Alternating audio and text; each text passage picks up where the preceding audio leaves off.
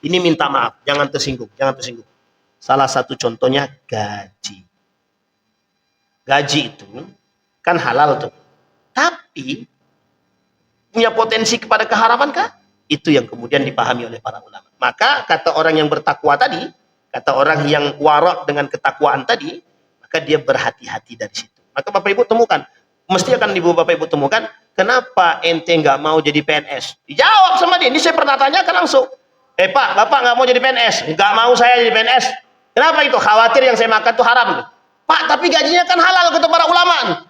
Itu kan kata para ulama, tapi kan ada potensi juga. Kita nggak tahu dari mana hasilnya.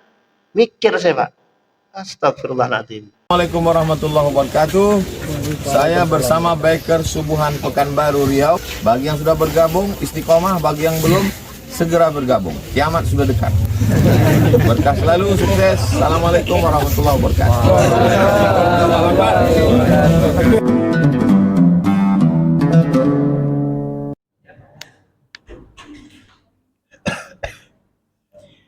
A'udzu billahi minasyaitonir rajim. Bismillahirrahmanirrahim.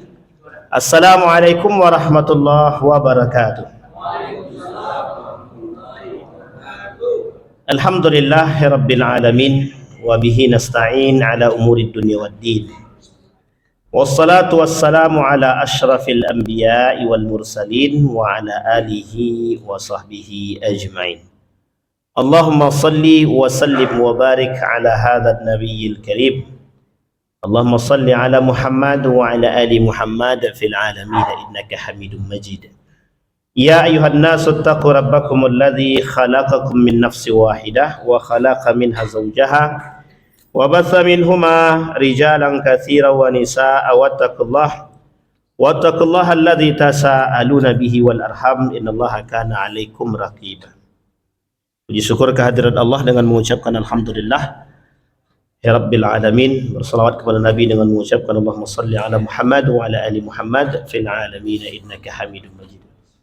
Baik Bapak Ibu sekalian yang berbahagia, mudah-mudahan di malam hari ini Allah melimpahkan rahmat dan keberkahan kepada kita semua. Amin ya rabbal alamin. Baik Bapak Ibu, kita lanjut pada kajian kita halal dan haram karya Imam Al-Ghazali, percikan daripada kitab Ihya Ulumuddin. Kemarin kita sampai pada sumber jenis serta sumber harta halal dan haram. Di dalam bagan yang singkat, jenis harta haram itu terbagi dua. Satu, pembahasan pada karena bendanya. Yang kedua, pada karena cara memperolehnya. Oke, Ibu ya. Baik, pada jenis harta haram pada poin yang pertama karena bendanya, itu banyak yang benda-benda tersebut yang dikategorikan haram itu. Ada yang haram secara jenis ya. Haram secara jenis, ada babi. Dan ini sudah kita bahas kemarin, babi, kemudian ada khamar. Menyebutkan babi tidak perlu pakai penekanan ya. Babi, kemudian khamar, bangkai, baik ya. Tapi ada tapinya nih. Kalau anjing itu bagaimana Ustaz? Apakah dia haram? Haram untuk dimakan, dikonsumsi dagingnya. Tapi apakah anjing ini termasuk dalam kategori najis? Ini ikhtilaf para ulama. Jadi dalam anjing ini harus dipahami juga, tidak sembarangan. Anjing dagingnya hawayawanul muftaris. Semua binatang-binatang yang sifatnya muftaris. Muftaris itu apa ya? Hewan buas. Nah, makasih tuh. Dibantu sama. Hewan-hewan buas itu maka hukumnya memakannya hukumnya haram. Tetapi apakah dia najis atau tidak najisnya ini ikhtilaf. Tapi kalau Bapak Ibu berpandangan mazhab Syafi'i, mulai dari ujung kuku sampai ujung akhir semuanya najis. Makanya kalau dia sentuh disamak dia 6 kali dengan dengan air, 1 kali dengan pasir ataupun tanah ataupun sabun namanya. Kalau diistilahkan modern sabun dan lain sebagainya. Dan ini ikhtilaf. Baik, khamar ini banyak contoh yang tadi yang sudah pernah kita bahas juga, narkoba, ganja dan lain sebagainya. Dan khamar itu dia ini sama dengan istilah bunga bank. Bunga bank ada istilah riba. Riba kan haram. Riba haram. Kemudian bunga banknya bagaimana? Nah, Ini istilah khamar juga disamakan begitu. Yang membuat khamar itu haram apa? Apa yang membuat khamar itu haram? Memabukkan. Apa yang membuat orang itu memabukkan? Alkoholnya. Sekarang pertanyaannya, alkoholnya ini seperti apa? Mau banyak mau sedikit alkohol dalam minuman, mau mabuk apa tidak mabuk tetap haram. Maka pemahaman haram alkohol di sini itu nanti ada pembahasan khusus tentang alkohol. Dia alkohol ini ada untuk minuman, ada untuk kesehatan, kemudian ada alkohol untuk parfum. Dan ini ketiga-tiga ini punya pemahaman hukum berbeda-beda. Khamar untuk minuman, apapun alasannya, 1% kah, 0% kah, 0, sekian persen kah, maksudnya bukan 0% ya, 0, sekian persen kah, asal ada alkoholnya minuman tersebut jadi haram. Tapi pada kesehatan bukan seperti itu cara memahaminya. Yang dengan minyak wangi juga berbeda cara memahaminya. Jadi ada tingkatan poinnya pada aspek tertentu khamar tersebut. Pertanyaannya, apakah semua khamar itu adalah alkohol? Apakah setiap pada khamar itu ada alkohol? Apakah setiap alkohol itu adalah khamar? Tidak. Cara memahaminya begitu. Karena tidak semua alkohol itu khamar. Tapi Ustaz, khamar itu artinya apa? Khamar itu adalah terjemahan bahasa Indonesianya minuman keras. Tapi apakah betul khamar itu artinya minuman keras? Kata para ulama, sesuatu minuman yang mengantarkan kepada seseorang menjadi mabuk, hilang akal. Nah, inilah yang disebut dengan khamar. Bangkai. Semua bangkai kecuali bangkai apa? Bangkai ikan. Kemudian nah, pokoknya dah hafal semua, alhamdulillah. Bagus. Sekarang saya tanya Bapak Ibu. Tanya sama Bapak Ibu. Ada ikan di pasar. Ikan di pasar. Kira-kira memotong ikan ini perlu pakai bismillah nggak membunuh ikan nih? Perlu apa tidak? Nah, ini lagi-lagi ikhtilaf dalam urusan fikih. Nanti kita bahas satu-satu. Ini masih jauh sangat, tapi kita bahas dulu. Baik. Kemudian yang kedua, karena cara memperolehnya. Pokoknya yang ada tanya, langsung nanya aja Bu. Nggak usah Bapak Ibu, jangan pikir-pikir. Cara memperolehnya. Tadi sudah kita sampaikan, dirampas tanpa hak. Yang pertama kemarin kita sampaikan, barang itu dirampas tanpa hak. Maksudnya bagaimana? Contoh mencuri. Mencuri, menggosok, membegal, segala macam. Karena itu kan bukan haknya dia yang diambil, tapi hak orang. Yang kedua, dipaksa dari orang yang tidak layak dirampas. Contoh pungutan liar. Nah, pungutan liar ini juga sama, ini masalah juga itu, pungutan liar itu. Oleh para ulama juga menjadi persoalan itu. Dan ini bahasannya khusus. Bagaimana hukum pungutan liar dalam Islam. Nah, itu ada bahasan khusus, panjang kali. Yusuf Qaradawi ini. Jadi halal haram ini nggak selesai kalau dibahas dengan 10 SKS itu. Karena setiap tahun pasti ada pembahasan baru. Memakai peci untuk sholat tapi peci orang. Ngambilnya pun tanpa izin. Kira-kira gimana itu coba? Peci orang tapi kita gunakan untuk sholat itu. Nah, itu istilahnya sama hal-hal seperti ini. Baik, pungutan liar nggak boleh ya. Sekalipun pungutan liar itu untuk kurban, untuk orang sakit, gitu. Pungutan liar tujuannya baik, cara mengambilnya tidak baik. Berarti dihakimi bagaimana cara menghukuminya Pak Ustaz? Ikhtilaf para ulama. Satu mengatakan, kata para ulama, yang satu cara ketika dia mengambil dengan cara tidak baik maka hukumnya haram, tapi ketika diperuntukkan untuk yang baik dia dapat pahala. Jadi dua ini dipisah, haram tetap dosa, perbuatan baik tetap dapat pahala. Baik. Yang ketiga, diambil paksa oleh yang berhak. Contoh pungutan zakat lebih daripada kadarnya. Pungutan zakat seharusnya zakatnya dia cuma 200.000, tapi diminta lebih dari 200.000 atau 300.000. 100.000-nya bukan haknya Basnas, bukan haknya lembaga amil zakat manapun. Jadi tak boleh lebih. Kalau zakat tuh, kalau dia mau melebihkan sendiri tak ada masalah. Misal, saya bayar zakat. Zakat saya sebenarnya cuma 200.000, tapi saya bayar 300.000. Boleh nggak? Boleh nggak? 200 jadi zakat, 100-nya jadi sedekah. Gitu caranya, cara memahaminya. Tapi kalau diambil paksa lebih, nggak boleh.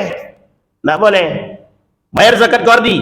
Berapa zakatku? 400.000. Padahal zakatnya cuma 200.000. 400.000. 400.000 untuk tahun yang akan datang. Nggak bisa. Nggak boleh. Itu namanya pemaksaan. Ngambil paksa nggak boleh. Meskipun pengambilan zakat itu memang boleh dipaksa. Boleh nggak dipaksa, Ustaz? Boleh. Boleh banget itu. Mengambil zakat dipaksa itu boleh. Makanya bahasanya khuz, ambillah, kata dia.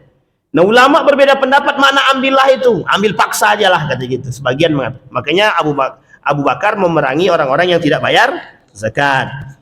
Transaksi rusak atau tidak sah. Contoh jual babi, dapat untung. Jual khamar, minuman keras, dapat untung. Itu sama tuh, transaksinya rusak itu. Transaksinya rusak. Misal dia jualan khamar, sama istilahnya dia punya konten YouTube tapi maling. Itu sama tuh. Ini banyak. Karena saya merasakan soalnya banyak kali video dia ambil orang tapi nggak tahu siapa yang ngambil gitu. Dan itu maling. Nah, kalau dia dapat untung dari situ tuh haram itu. Haram. Tapi Ustadz itu kan untuk dakwah Ustadz, gitu dia. Kalau kata istilah Ustadz Abdul Somad itu apa namanya? Promosi, endorse, terserahlah apa namanya. Mboh lah itu kan. Baik. Menjual khamar, menjual babi, menjual anjing, menjual tua, dan semua barang haram yang dijual. Dapat untung dari situ. Nah, itu tak boleh. Ada satu hal. Ustadz ya, kalau menjual kondom bagaimana? Bapak Ibu percaya enggak ada yang bertanya begini sama saya? Ada, Pak. Saya pun jawabnya bingung. Saya bilang, pelakunya bagaimana? Udah nikah atau belum? Udah, Pak Ustaz. Lah, kalau udah nikah ngapain pakai apa bahasa halusnya? Alat kontrasepsi, saya bilang. Stres itu. Enggak, Ustaz, kami mau pengen menjaga biar nggak punya anak aja. Ya, kalau dipakai dalam konteks kalau dia yang memakai adalah orang yang suami istri. Tapi kalau dipakaikan pada hal yang mereka bukan suami istri, ya nggak bisa juga. Mereka berarti jatuhnya haram. Nah, ini nggak bisa juga. Banyak perkara yang perlu memang tugasnya majelis ulama itu memang berat memang. Karena banyak sekali perkara-perkara kontemporer itu yang memang harus dihakimi. Contoh kasus yang kemarin itu, hukumnya bagaimana hukumnya mengambil pajak dari orang miskin. Haram kata majelis ulama, kan bagus tuh, mengambil pajak dari orang miskin hukumnya haram karena pemaksaan itu. Maka diharamkanlah gitu. Jadi kalau haram bagaimana? Wah, ini masalah lagi. Ini panjang lagi ceritanya kan, kemana-mana tuh. Tapi kita bahas nanti pada poinnya. Ini masih pada etik, belum pada hukum. Sukarela tapi tidak sah. Sukarela, cara mendapatkannya sukarela tapi tidak sah. Hibah dengan syarat yang cacat. Nah, misal hibah dengan syarat yang cacat tuh begini. Kita ambil contoh nih, tanah gitu ya. Ini saya hibahkan sama Pak Yendi tanah ini untuk dibangun masjid. Tapi ternyata surat tanahnya itu sengketa. Itu kacau itu. Itu tidak sah itu. Atau misalkan Pak Yendi saya hibahkan tanah nih. Syaratnya Pak Yendi, nanti di atas tanah ini tolong bangun diskotik yang jualan khamar. Itu sama tuh. Tidak bisa diperuntukkan pada hal yang tidak benar. Atau tidak usahlah itu, untuk ternak babi aja lah, misalkan. Atau untuk orang main biliar tapi dalam main biliar tadi ada jualan minuman khamar. Ini kan mendekat gitu. Dia Bapak Ibu istilahnya gini tuh sekarang tuh. Halal kata Nabi jelas, haram jelas. Tengah-tengahnya kan mutasyabihat gitu. Tapi ada persoalan lain mengantarkan kepada keharaman itu. Misal contoh-contoh. Kita berbicara tentang permainan. Apakah permainan itu dilabeli haram? Tidak. Main catur misalkan. Catur itu tidak bisa dikatakan haram langsung, tidak bisa. Tapi kalau catur dalamnya ada judi, langsung haram. Kalau main bola misalkan. Main bola hukumnya bagaimana? Boleh nggak kita main bola tuh? Boleh, olahraga boleh, sehat boleh. Cuma kalau di dalam olahraga itu sudah menghasilkan ladang perjudian, bagaimana? Berubah jadi haram. Sama istilah 17 Agustusan. 17 Agustusan kan ada main poli antar masyarakat. Tapi hukumnya mubah, boleh. Cuma setiap di antara para kelompok-kelompok tadi bayar 200.000. Ternyata memperebutkan hasil bayaran tadi, pendaftaran tadi, maka langsung berubah menjadi judi, langsung seketika itu berubah jadi haram. Jadi tak langsung haram, permainan tidak langsung haram, cuma ada perbuatan yang mengantarkan kepada haraman. Nah, itulah bahasanya para ulama, sesuatu yang mengantarkan kepada yang haram jadinya haram. Sesuatu yang mengantarkan kepada yang haram menjadi haram. Bapak Ibu memang, misal mohon maaf ya, Bapak Ibu punya toko, Ibu sewakan, Bapak Ibu sewakan. Nah, sewakan nih, ternyata disewakan kepada orang yang, mohon maaf, ada namanya pijit plus. Nggak usah, biasa aja bang. Astagfirullahaladzim. Pijit plus. Pijit plus itu kan nggak langsung haram nih. Yang punya menyewakan kepada orang lain. Kan duit yang dia dapat pada awalnya kan suci bersih. Hasil sewaan kan. Ternyata orang yang menyewa ini dia buka pijit plus. Paham sampai sini? Baik. Pijit plus. Kalau laki-laki dengan laki-laki, ya tidak ada masalah. Perempuan dengan perempuan, tidak ada masalah. Tapi berubah laki-laki perempuan, perempuan laki-laki, berubah seketika. Hukum yang tadi mubah menjadi haram. Apakah duit ini langsung berubah menjadi haram sampai ke tangan? Tidak. Makanya ada tahapan-tahapan sesuatu yang mengantarkan kepada haram bisa menjadi haram. Atau kita menyediakan tempat yang tadinya tempat hukumnya tidak haram berubah jadi haram. Contoh, ada namanya air. Air dalam bak mandi. Hukum asal airnya apa? Suci kan? Bersih kan? Baik, dalam bak. Kalau bak kecil berarti kan tidak bisa mensucikan, tidak bisa pakai wudhu, karena harus 2 kula atau air mengalir. Tapi suci, boleh diminum, boleh dibuat mandi, boleh mencuci, kan begitu. Berubah seketika air yang suci ini tadi, yang bersih ini tadi, berubah jadi najis ketika masuk bangkai tikus, bangkai ayam, bangkai semua bangkai. Bangkai tikus, bangkai cicak, berubah warna, berubah bau. Kata Syafi'i, sekalipun tidak berubah baunya, sekalipun tidak berubah warnanya, sekalipun tidak berubah rasanya, kalau tak sampai dua kula, kata Imam Syafi'i, kata mazhab Syafi'i, tetap dia najis. Seketika yang suci berubah menjadi najis. Sampai di sini bisa dipahami Bapak Ibu? Nah, ini masih dalam tataran etik, belum sampai ke hukum. Baik, itu baru contoh-contoh. Warisan belum tuntas haknya. Ini sering terjadi. Warisan yang belum tuntas haknya. Harta yang diperoleh tanpa usaha yang kemarin kita sampaikan, warisan. Apa contohnya? Warisan yang belum, bagi waris yang belum sebelum utang lunas. Misal yang wafat ini, orang yang meninggal ini masih punya hutang. Cuma sudah bagi-bagi waris.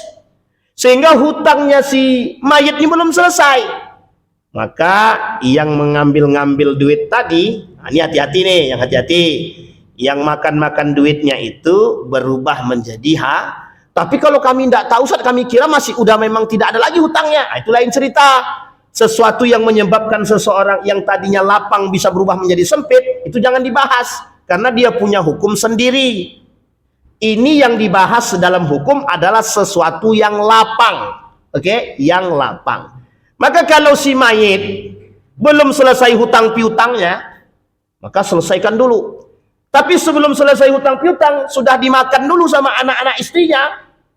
Ini masalah. Dan mereka memakan hak orang lain. Nah, ini poin pentingnya. Dia memakan hak orang. Contoh. Bapak Ibu punya hutang. Tapi ini jangan sakit hati ya. Bapak Ibu punya hutang sama orang lain. Punya duit. Apa hukum membayar hutang? Kalau sudah punya duit wajib. Tapi Bapak Ibu tak mau bayar. Bapak Ibu justru pakai duit tadi untuk beli makanan. Di sini masalahnya, Pak. Ulama ikhtilaf. Yang paling tinggi mengatakan haram, yang paling sederhana mengatakan makruh. Tidak ada yang mubah sama sekali.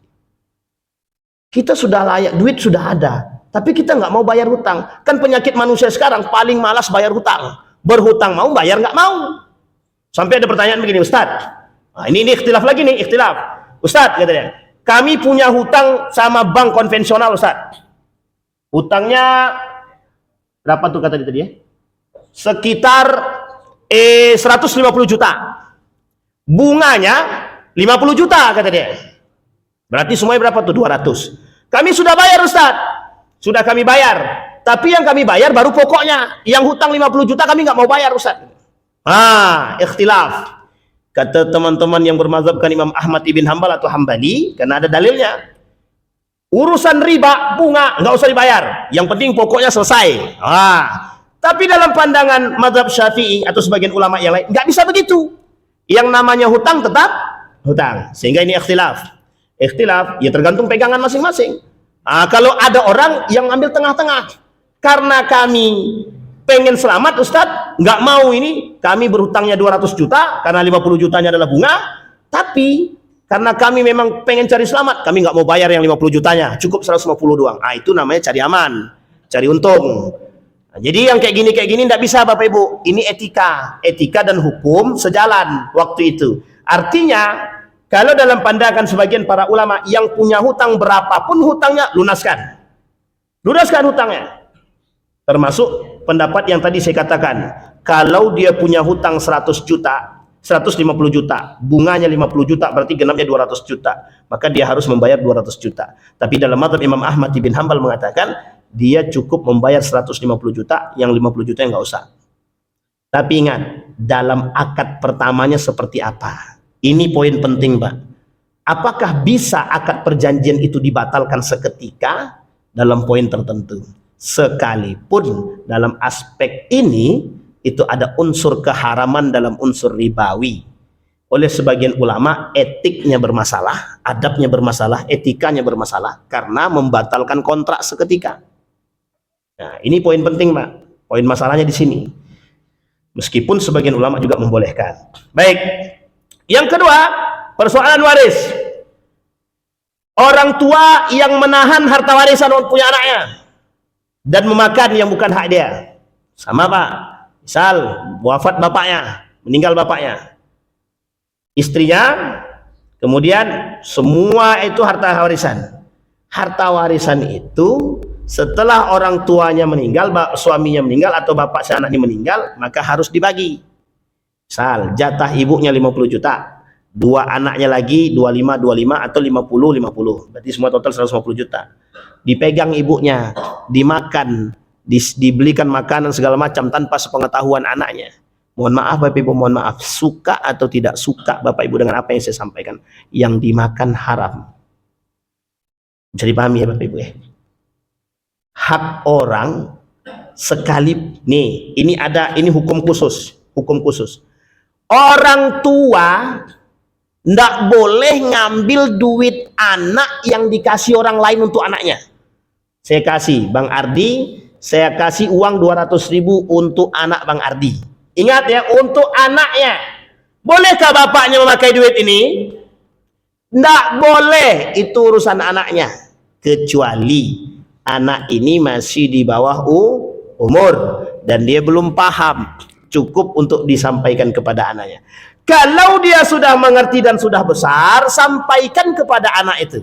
Nah, ini duit tadi dikasih orang untuk anak, Bapak pakai ya. Ya Pak, silahkan. Nah, itu baru boleh. Sama istilah duit anak yatim. Sekalipun anak yatim itu hidup bersama kita dan Bapak Ibu pakai duitnya tanpa sepengetahuan anaknya, kita sudah nyolong. Makanya istilahnya berat, Pak. Sesuatu yang sederhana begini sering terjadi. Kita perlu berhati-hati dengan satu hal yang sifatnya sepele. Saya pernah kaji, Pak. Apa hukum memakan uang pemberian orang lain untuk anaknya? Kita lihat kajian itu, Pak. Kita cari dalam beberapa kitab itu. Ternyata gak boleh. Sebelumnya pakai-pakai aja. Ternyata nggak boleh. Apa kata mazhab Syafi'i? Paling kontan tuh mazhab Syafi'i itu haram gitu deh. Wah, parah nggak tuh? Duit anak kita sendiri kandung, anak kita kandung, cuma memang akadnya untuk anak bukan untuk kita. Sampai di sini paham ya Bapak Ibu ya? Nih, sama istilah harta warisan juga tadi. Harta warisan tadi juga nggak boleh Pak, Bapak Ibu ya, kita pakai sebelum harta itu dibagi-bagi. Bagi-bagi dulu, atau kalau mau pakai sebenarnya pun itu juga termasuk kurang lazim, tapi masih sebagian ulama masih membolehkan dalam arti istilahnya minta izin. Misal ada kebutuhan duit warisan tadi belum dibagi, harta warisan ini belum dibagi, tapi ada kebutuhan, sampaikan kepada anak-anak, nak maaf duitnya kami pakai ya, ibu pakai sementara, nanti ibu ganti. Boleh, boleh, tak ada masalah, yang penting kata anak-anaknya oke.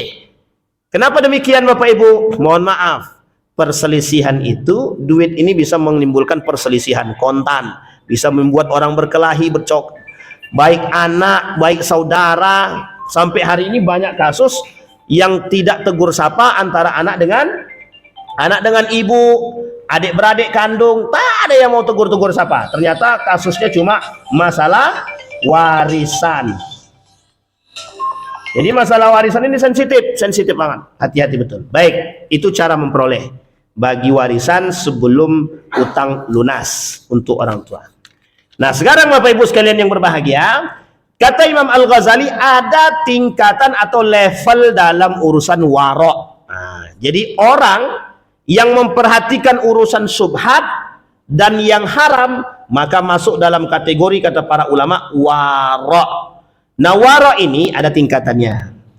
Warok itu apa Pak Ustadz? Menjaga diri dari perbuatan syubhat dan haram. Jadi orang yang menjaga diri dia dari perbuatan, dari makanan, dari cara mendapatkan yang haram dan syubhat, maka masuk kategori warok namanya. Jangankan yang haram, jangankan yang haram Ustaz, jangankan yang haram, yang syubhat aja kami jaga. Berarti dia warok dia nggak pengen makan yang haram, dia nggak pengen makan yang syubhat, dia nggak pengen. Dan ini bagus Bapak Ibu, bagus sekali, baik sekali. Nah tingkatannya ada. Baik, kata Imam Al-Ghazali ada beberapa tingkatan. Yang pertama, waroknya orang adil. Apa waroknya orang adil ini? Menghindari sesuatu yang menyebabkan seseorang menyandang predikat fasik. Status adil, kredibilitasnya gugur. Berganti status menjadi ahlul maksiat dan berpeluang masuk neraka. Sesuatu itu adalah barang-barang yang dihukumi haram oleh fatwa ahli fikih. Jadi misal kata para ulama, tuak itu haram. Karena kan tak disebutkan dalam hadis Nabi tuak itu haram. Tak ada. Tuak itu kiasan saja kepada yang memabukkan. Orang minum tuak, kemudian goyang-goyang otaknya. Nggak ada fatwa narkoba, nggak ada. Maaf, hadis tentang narkoba nggak ada. Apalagi tentang ganja tuh nggak ada. Cuma dia baik goyang-goyang, memabukkan, hilang akal, segala macam dikiaskan ke situ. Bisa dipahami ya? Nah kita patuh tuh pada hal-hal tersebut. Nah kalau kita patuh, maka kita termasuk waraknya orang adil. Kita ini orang-orang yang menjaga dari sesuatu yang zahir sifatnya, yang difatwakan. Contoh, kata para ulama, suap haram. Kita jaga diri daripada suap. Kita jaga diri daripada daging babi. Kita jaga diri daripada narkoba, ganja, dan rokok itu apa dalam rokok itu? Nikotin dan lain sebagainya. Itu kita masih dalam tataran orang-orang yang warak, yang adil. Waraknya orang adil, tingkatan yang paling rendah. Tapi tetap warak ini, tetap warak karena menjaga diri.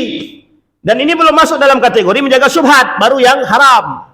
Karena yang haram itu kan zahir, artinya sesuatu yang haram yang zahir, yang nampak. Seperti daging babi dan lain sebagainya karena keharaman zatnya. Baik, dan banyak hal dalam fatwa-fatwa fikih yang mengharamkan. Contoh yang lain, daging buaya haram, dimakan haram. Daging Bukan kelinci, kuda. Ada sate kuda kan? Siapa yang sudah pernah makan sate kuda Bapak Ibu? Tidak pernah belum? Kalau belum cobalah. Tapi jangan coba-coba dulu, lihat dulu status hukumnya halal atau haram. Kan gitu. Ini kuda tidak masuk hayawanul muftaris, tidak masuk dia.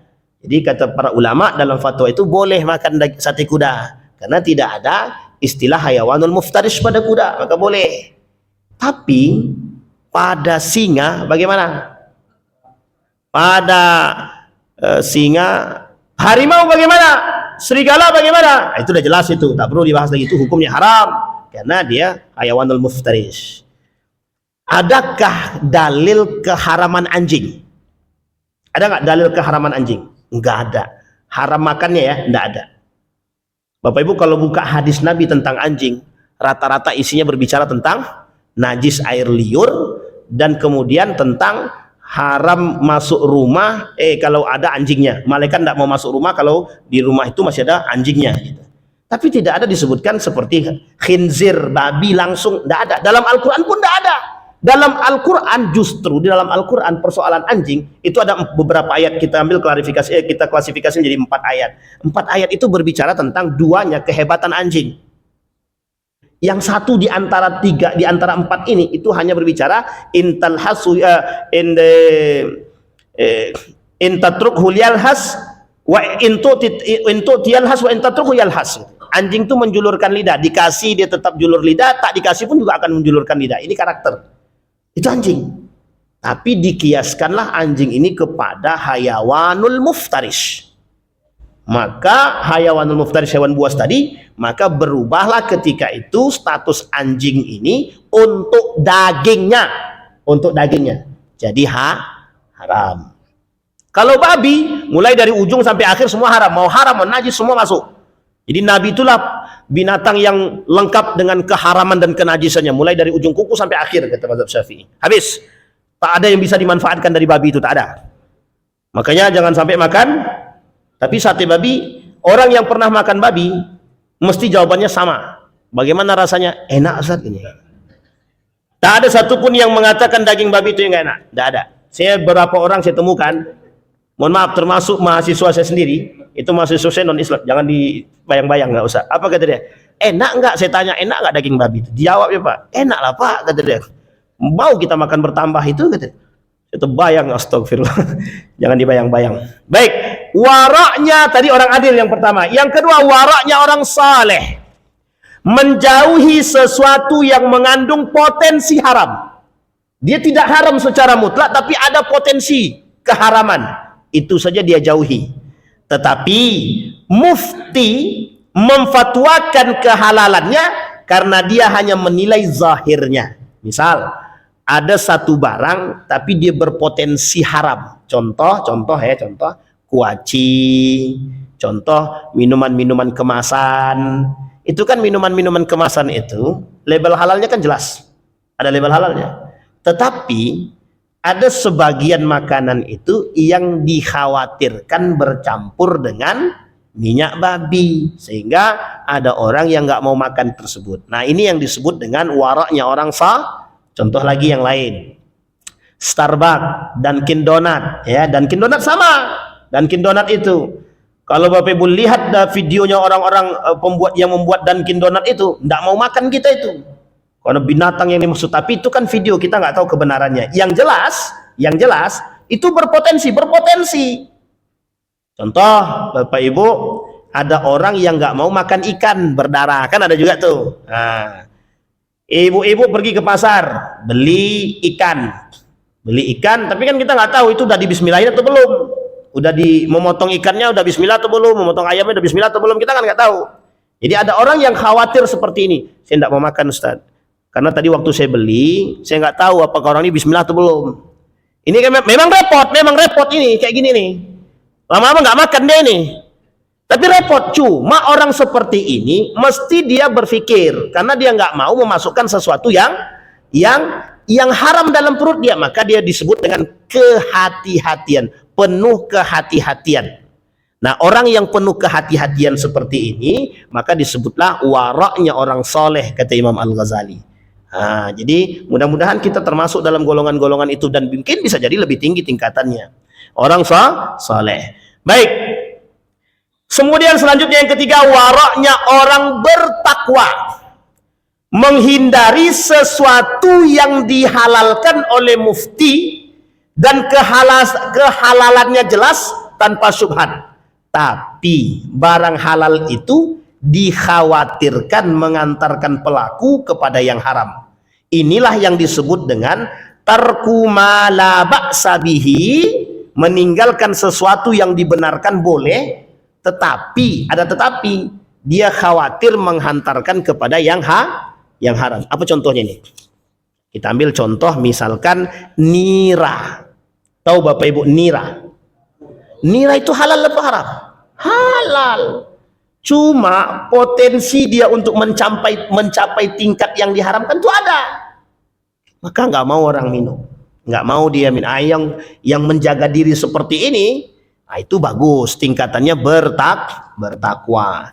Ada lagi contoh makanan-makanan yang lain yang sudah jelas, yang tadi kita sampaikan, dan Kindonat, Starbucks dan lain sebagainya itu sama. Ada potensi-potensi yang memang mengantarkan kepada, padahal fatwanya jelas. Makanya saya nggak tahu, kita nggak tahu ya. Saya ada punya kawan itu, ketika kita ajak makan minum di warung, di salah satu warung ternama gitu, saya bilang yuk kita minum kopi lah. Dia bilang enggak lah gitu. Saya minum kita minum di rumah saja. Dia lebih condong mengajak minum, dia buat teh sendiri, ya kan? Dia apa sendiri, diambil sendiri, dia buat sendiri. Saya tanya, ngapain seperti itu ente? Khawatir Wan, nanti kita nggak tahu apakah yang kita minum itu gulanya dari mana ini. Mak, dalam hati saya kalau kayak gini kita memang nggak bisa makan di luar ini. Akhirnya ya memang, tapi beliau punya kekhawatiran itu gitu. Artinya itu kembali kepada perorangan. Nah, orang yang menjaga diri dalam keberhatian seperti itu penting, Pak, penting sangat. Baik.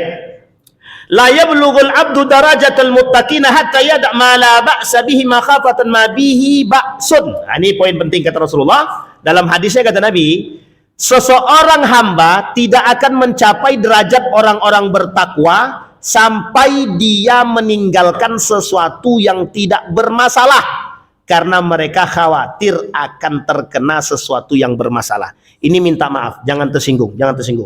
Salah satu contohnya gaji. Gaji itu kan halal tuh, tapi punya potensi kepada keharaman kah? Itu yang kemudian dipahami oleh para ulama. Maka kata orang yang bertakwa tadi, kata orang yang warak dengan ketakwaan tadi, maka dia berhati-hati dari situ. Maka Bapak Ibu temukan, mesti akan Bapak Ibu temukan, kenapa ente nggak mau jadi PNS? Dijawab sama dia. Ini saya pernah tanyakan langsung. Pak, Bapak nggak mau jadi PNS? Nggak mau saya jadi PNS. Kenapa itu? Khawatir yang saya makan itu haram. Pak, tapi gajinya kan halal kata para ulama. Itu kan kata para ulama, tapi kan ada potensi juga. Kita nggak tahu dari mana hasilnya. Mikir saya, Pak. Astagfirullahaladzim. Nah kalau begini, Bapak Ibu kerja sama orang, misalkan kayak ada toko Cina misalkan, ada tokonya Cina. Nah, toko Cina itu kan kita nggak tahu yang dijual. Kalau yang dijualnya barang kelontong, cuma kemudian barang-barang yang dijual itu adalah barang-barang yang contoh sapu segala macam, itu barang apa nama itu? Sapu itu barang pecah belah lah ya, barang pecah belah, sapu segala macam. Nah kita kerja sama dia tuh kan digaji. Orang yang sampai pada predikat tersebut dia nggak mau. Saya pernah temukan orang, Pak, ada warung, memang warungnya Cina, tapi Cinanya Muslim. Saya tanya, yuk kita makan situ. Enggak, katanya. Penjualnya orang Cina, Muslim coy, dia bilang gitu. Muslim, saya bilang. Jawabnya gini, kan kita nggak tahu keislamannya bagaimana gitu. Astagfirullahaladzim, saya bilang, wah kalau kayak gini memang susah nih makan nih. Udah kita makan di warung sate aja. Nggak mau juga dia. Nggak mau dia makan warung sate, nggak mau. Ayo kalau kayak gini kita buat sambal sendiri aja langsung. Sambil sambal belacan atau apa terserah lah kan gitu. Nggak mau dia, Pak. Dan saya temukan orang-orang seperti ini. Memang sulit kita untuk berbaur dengan mereka. Jadi yang dia mau minuman, makanan-makanan yang jelas dan pokoknya yang sangat-sangat baik lah gitu menurut mereka. Ada orang yang nggak mau makan daging ayam, daging ikan, nggak mau dia. Nggak mau. Saya bilang, apa yang ada dalam pembahasan mereka gitu. Kata mereka yang berdarah-berdarah itu tidak baik dan sebagian ada yang mengharamkan gitu. Oh gitu. Saya bilang. Jadi kita nggak boleh makan, apalagi, ini contoh lagi, ayam broiler, ayam suntik. Itu ikhtilaf para ulama itu ayam suntik. So, sekarang saya tanya Bapak Ibu, di mana ayam yang tidak disuntik? Cari di muka bumi ini yang tidak disuntik. Ada, tapi ayam kampung. Ayam kampung tuh hanya sebagian kecil tempat kan yang ada jualan. Kalau sempat warung-warung makan kayak, mohon maaf ya, kayak warung-warung apa namanya nih? Apalah nama itu ya? Geprek Mamun misalkan. Sempat geprek Mamun pakainya ayam kampung, itu saya yakin tuh harganya langsung naik tuh, melonjak tuh 2 kali lipat. Kan begitu. Karena pembahasan mereka nggak mau makan begitu karena darah, apalagi ayam itu disuntik itu kan berpotensi. Sebenarnya halalnya jelas Pak. Cuma ketika disuntik itu kata dia, kita nggak tahu alat suntiknya itu, barang yang disuntikkan itu apa. Dan mohon maaf Bapak Ibu, jangan, ini bukan mengada-ngada. Ayam broiler yang disuntik itu ikhtilaf para ulama tentang ayam itu tersebut. Karena banyak yang berpendapat, ada juga yang berpendapat bahwa hukum ayam itu haram. Ada, karena disuntik itu tadi. Tapi pertanyaannya kalau sempat ayam itu masih karena memang kan besarnya cepat gitu. Disuntik itu biar cepat besar gitu. Nah, dulu saya punya teman itu, kita ke kandang ayamnya, ternyata dia sedang nyuntik, memang disuntikin sama dia. Biar apa nih? Biar cepat besar. Yang tadi ukurnya 3 bulan, jadi 3 minggu udah besar. Nah, itu juga menjadi satu persoalan hukum. Baik.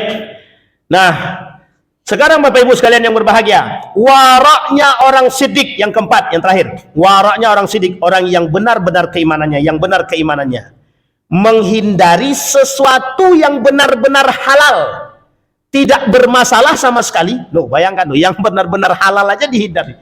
Dan tidak dikhawatirkan menyeret kepada yang haram. Tetapi sesuatu itu diniatkan bukan karena Allah atau memperkuat ibadah kepadanya, dan jika dikonsumsi berlebihan maka nilainya bisa makruh atau maksiat. Inilah waroknya orang-orang sidik. Yang kayak gini nih, jangankan subhat ya kan, jangankan haram, yang halal aja dia hindarin. Tapi kata dia, sesuatu yang bukan diniatkan karena Allah. Contoh, makan nasi, dia takut makan ini nanti terlalu banyak, ternyata dia makan bukan untuk Allah. Ini memang rempong juga kalau hidupnya begini. Kalau kita kan, apalagi kalau dalam kondisi lapar, bismillahirrahmanirrahim, langsung masuk itu. Cuma kata kita lupa tuh, sedang makan tuh ingat Allah apa tidak, kan begitu.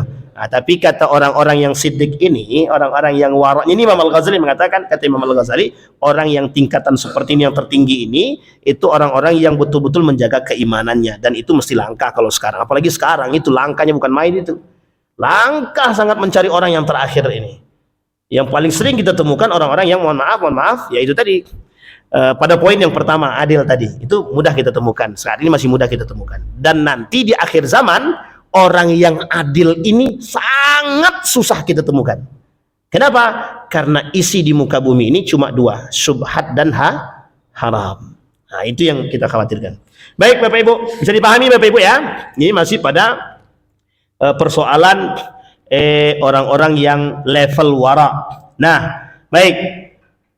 Pada waraknya orang adil, tadi sudah kita sampaikan, itu hanya pada aspek mutlaknya keharaman yang ditinggalkan. Yang tadi kita sampaikan bahwa orang-orang yang pada waraknya adil tadi cuma pada zahir mutlak daripada keharaman sesuatu, itu yang dia tinggalkan, seperti babi, anjing, segala macam lah. Itu dia tinggalkan secara zahir. Minuman khamar dia nggak mau pakai, berarti kita masih adil. Nah, tingkatan kita ini itu dikembalikan kepada kita sendiri, kemampuan seseorang.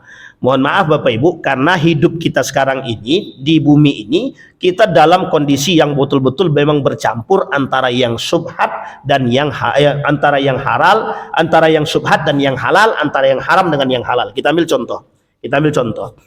Ini saya ambil kaidah Bapak Ibu. Ini kaidah. Mengapa gaji PNS itu dihalalkan oleh Majelis Ulama Indonesia? Pernah ditanya Majelis Ulama itu, apa hukumnya gaji kami yang bercampur dengan pajak? Itu oleh Majelis Ulama dihalalkan. Tahu Bapak Ibu alasan Majelis Ulama menghalalkan? Ada pada poin yang keempat, yang terakhir. Apa kata Majelis Ulama Indonesia? Dalam kaidah itu kata para ulama, memberikan kemudahan dan memberikan keringanan, sekalipun bercampur dengan yang haram. Karena kadar keharamannya tidak diketahui, kadar syubhatnya tidak diketahui. Apakah banyak yang halal atau yang haram atau yang syubhat. Sehingga pada potensi ini dikembalikan kepada memberikan keringanan dan kemudahan. Nah, poin ini Pak harus dipahami. Kenapa kok begitu? Kata para ulama, ini urusan muamalah. Karena hukum asalnya adalah mubah, boleh, tapi ketika dia bercampur seharusnya bisa haram. Kata para ulama, ditinjau pada aspek itu dia. Apa itu? Pada aspek kadar percampurannya. Karena kita nggak tahu. Di dalam konteks keharaman itu ada praduga. Ingat ya, praduga. Nah, praduga inilah yang menjadi persoalan. Kalau dikembalikan dalam urusan transaksi muamalah, praduga itu harus dihilangkan, dikembalikan kepada yang halal. Misal, saya duga ini ada yang haram. Ada yang haram, tapi kan tidak seutuhnya haram.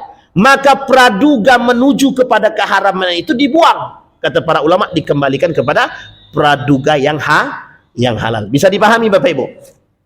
Bisa dipahami ya? Ini kembali kepada praduga.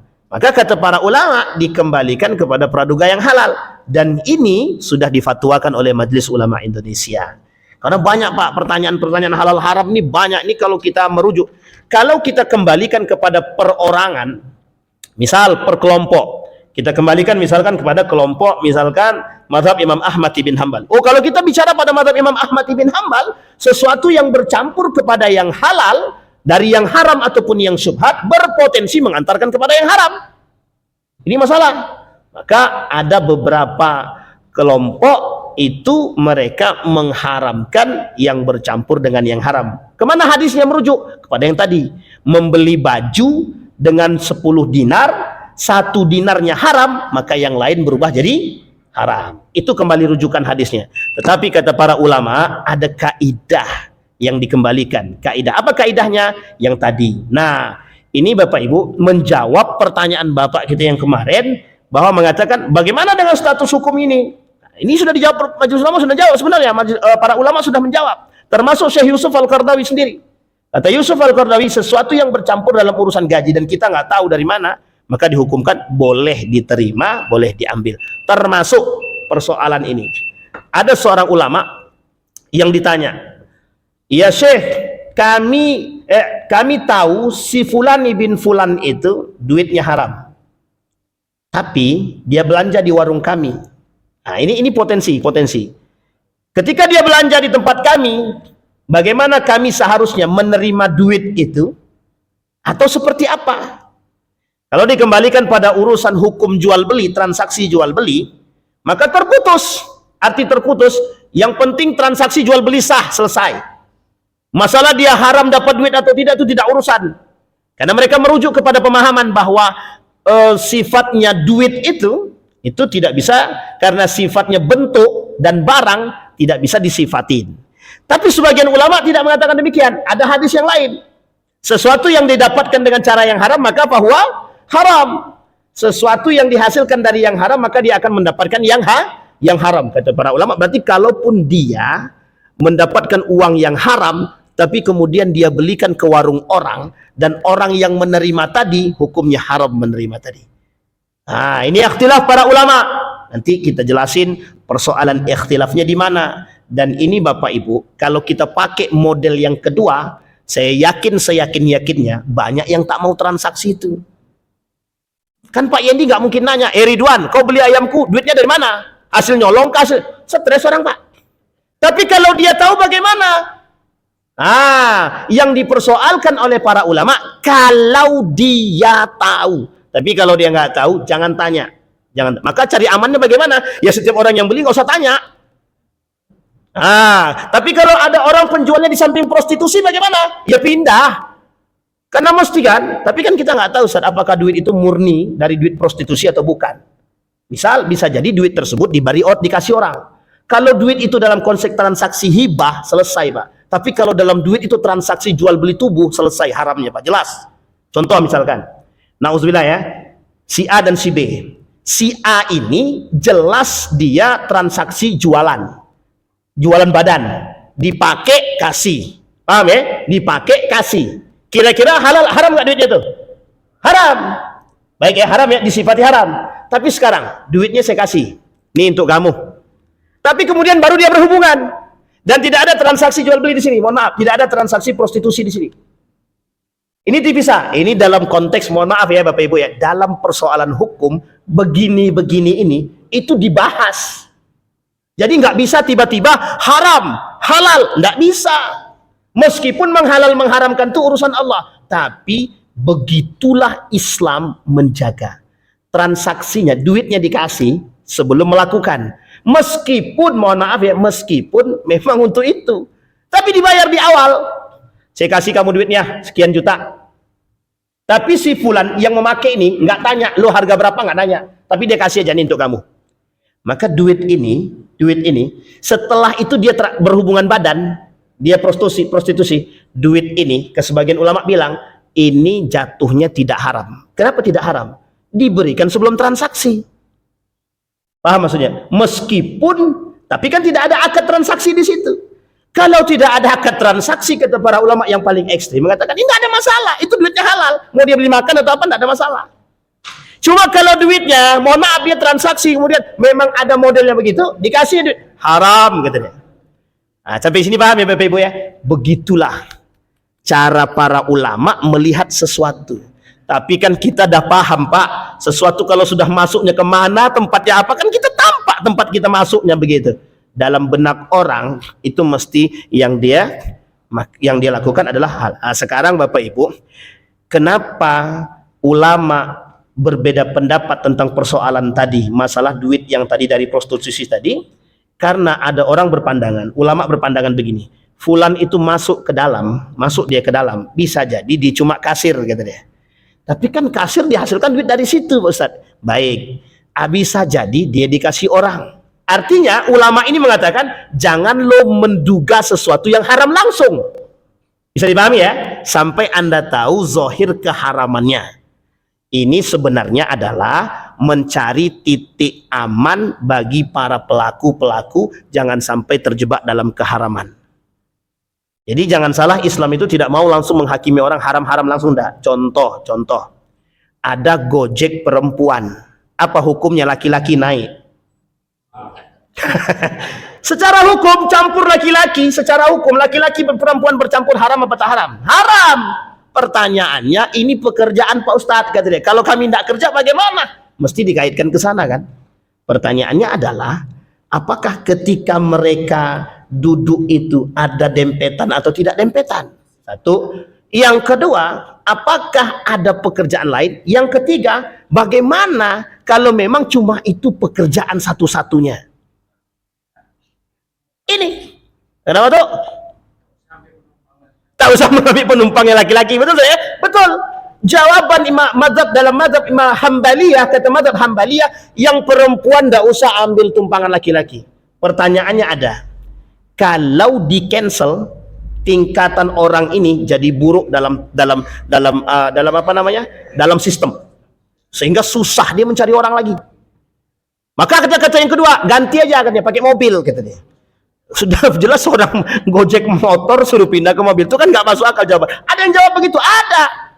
Jadi Bapak Ibu sekalian yang berbahagia, artinya ini proses dari sesuatu yang mengantarkan kepada yang haram. Jadi dari sesuatu yang halal bisa mengantarkan kepada yang haram jika perbuatan tersebut mengantarkan seseorang kepada yang haram. Baik Bapak Ibu sekalian yang berbahagia, insya Allah. Silakan tuh. Boleh. Kita minta 5 menit. Ya. Tunggu Datuk dulu. Nah. Boleh. Belum sampai lagi, tapi tak apalah. Lanjut. Si A dan si B. Si A minjam duit pada si B. Betul. 100 juta. Ya. Tapi kejadiannya itu tahun 2000 Ustaz. 2000. Tahun 2000. Baik. Baru dibayar tahun 2000. Tahun 2000 itu harga emas 200.000 1 gram. Baik. Kalau 2025 2,5 juta satu. Benar. Sekarang kalau dibayar sesuai dengan uang yang dipinjam, baik. 100 juta juga besar. Nah, ini seperti apa nih Pak? Baik. Pertanyaannya adalah dia pinjam uang apa pinjam emas? Pinjam uang. Berapapun yang dia pinjam, Jangankan 5 tahun, 20 tahun pun jaraknya tetap balik yang sama. Sekalipun itu sudah tahun 2025. Kenapa demikian? Karena begini Bapak Ibu, tidak boleh ada tambahan dalam setiap transaksi pinjaman. Tidak boleh ada. Ini pinjaman ya, karena Bapak bertanya, Atuk bertanya pinjaman. Karena transaksi pinjaman ini nggak boleh ada tambahan sedikit pun. Ini ittafaqal ulama, semua ulama sepakat. Sekarang kita lihat lagi perbedaannya pada emas, pinjam emas. Saya pinjam sama Bang Ardi emas 5 emas. Satu emasnya 5 juta. Berarti kalau 5 berarti 25 juta. 25 juta di tahun 2023. Sementara di tahun 2024 berubah menjadi harga emas tadi, satu emasnya 6 juta. Berarti 6 kali 5 30 juta. Berarti ada perbedaan harga jadi berapa? 5 juta. Pertanyaannya adalah pinjam emas kembali apa? Baik, pinjam emas kembali emas. Pinjam perak kembali perak. Ustadz, tapi kan itu ada tambahan di situ. Nah, kata para ulama, tambahan itu tidak berlaku karena persyaratan pinjaman di awal. Jadi akad yang terpasang di awal itulah yang memberikan kesederhanaan. Sehingga kata mazhab Imam Hambali, orang yang mensyaratkan pinjaman maka dikategorikan riba. Makanya tidak boleh ada sedikit pun syarat. Sekalipun dia pinjam 5 tahun yang lalu, benar, tidak ada masalah. Mau 5 tahun, mau berapa tahun, kembalinya tetap yang sama. Tapi kan Ustadz, duit itu harusnya sudah bisa kami pakaikan. Ini persoalannya adalah di sini Anda meminjam, ada konsep yang disebut dengan ta'awun namanya. Tapi ini berbeda Ustadz, kami pinjamnya di perbankan bagaimana? Baik, ini perbankan ya. Kita perbankan lain hukum. Lain hukum. Dia ada meminjam untuk usaha, ada meminjam untuk bantuan. Dan ini poin penting. Makanya kenapa dalam istilah ulama Mesir bunga bank itu tidak dikatakan haram? Karena ini kan transaksi gitu deh. Dia ngambil keuntungan. Tapi semua ulama semuka bumi ini selain daripada Mesir, mungkin sebagian kecil yang lain, itu yang namanya bunga bank haram. Bisa dipahami Bapak Ibu ya? Baik, ini persoalan riba nih tuh.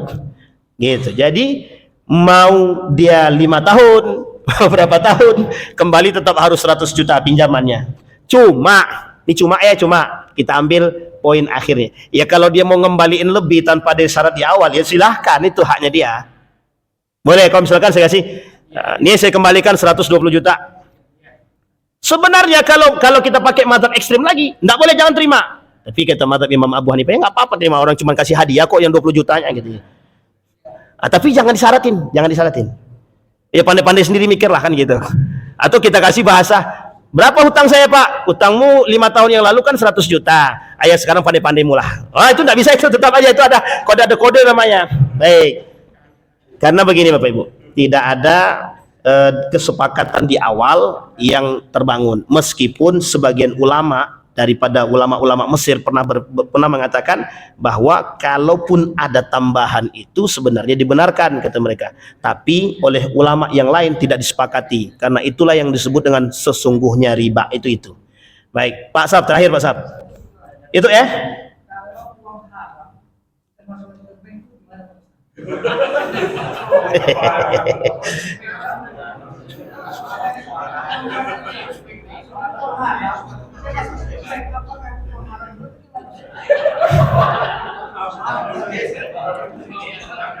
Baik. Apakah uang haram dimasukkan ke bank jadi haram? Itu ya. Baik. Istilahnya pencucian uang lah, terserah lah ya. Uang haram, Bapak Ibu, ini sebenarnya ada pembahasan di lain waktu, tapi kita singgung sedikit. Uang haram itu kalau dipakai untuk yang seperti keagamaan nggak boleh, kata Syafi'i nggak boleh. Tapi kalau cuma untuk ditabung dalam bank, ya nggak ada masalah, mau ditabung dimanapun silakan, mau bank konvensional, bank syariah, silahkan. Tapi uang yang diasalkan dari haram tidak boleh digunakan untuk sesuatu yang baik sifatnya keagamaan.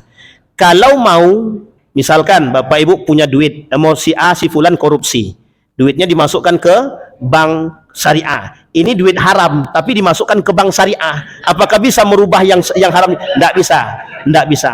Pertanyaannya adalah, ketika uang haram ini boleh digunakan untuk apa saja, boleh tidak uang haram ini diberikan untuk anak yatim? boleh dikasih kepada anak yatim, tapi dengan catatan bukan dari Anda. Paham maksudnya Bapak Ibu? Bukan dari Anda. Buat 2 kali transaksi. Ini adalah bahasan terakhir daripada sekian para ulama yang kontemporer seperti Yusuf Al-Qaradawi. Contoh, misal duit ini haram nih, duit ini haram. Saya kasih kepada Bang Ardi, ini duit. Ardi, duit ini diberikan kepada anak yatim. Berapa kali transaksi? 2 kali transaksi. Ketika duit haram ini saya kasih ke Bang Ardi, dia sudah berubah hukum. Sudah berada di tangan, bentuk hibah. Dari saya haram, sampai ke Bang Hardi, jadi hibah. Hibahnya itu hanya boleh digunakan kepada anak yatim atau yang sifatnya umum. Sebagian ulama bilang tidak boleh untuk anak yatim, tidak boleh untuk masjid, tidak boleh untuk apapun, tidak boleh untuk Al-Quran, boleh cuma fasilitas umum, toilet segala macam. Tapi sebagian ulama Syafi'i yang lain mengatakan boleh dengan catatan 2 kali transaksi. Itu sebenarnya kalau bahasa istilah hukum helah, mengelah-ngelah aja sebenarnya. Cuma untuk pribadi dan dari pribadi haram. Misalkan saya kasih ke anak yatim dari saya, padahal saya yang korupsi, haram, tidak boleh. Jadi Bapak Ibu ya, insya Allah kita bahas di pertemuan yang akan datang beberapa poin, masih banyak hukum-hukum terkait dengan kehalal haram ini. Insya Allah mudah-mudahan ada manfaat bagi kita semua. Fa'tabiru ya lil absar la'allakum tuflihun. Assalamualaikum warahmatullahi wabarakatuh.